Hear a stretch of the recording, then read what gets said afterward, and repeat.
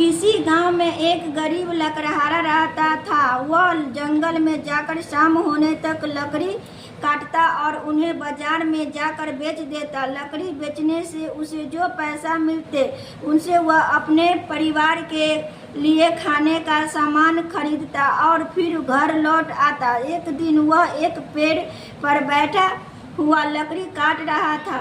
पेड़ नदी के किनारे था। अचानक कुल्हाड़ी उसके हाथ से फिसल गई और नदी के गहरे जल में गिर गई। लकड़हारा बहुत दुखी हुआ। इस कुल्हाड़ी से लकड़ी काटकर ही वह अपने परिवार का पालन पोषण करता था।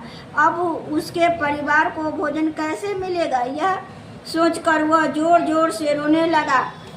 लकड़हारे के रोने की आवाज़ सुनकर नदी के बीच में जल देवता प्रकट हुए। उनके हाथ में सोने की कुल्हाड़ी थी। उन्होंने लकड़हारे से कहा, रो मत, यह लो अपनी कुल्हाड़ी। लकड़हारे ने सोने की कुल्हाड़ी देकर जल देवता से कहा, यह कुल्हाड़ी तो मेरी नहीं है।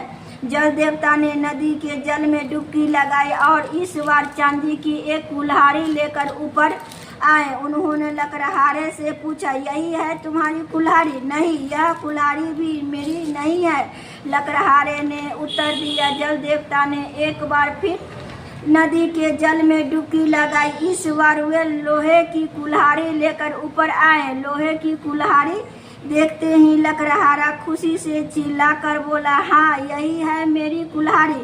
लकड़हारे की ईमानदारी पर जल देवता बहुत प्रसन्न हुए। उन्होंने सोने और चांदी की कुल्हाड़ी भी लकड़हारे को ही दे दी।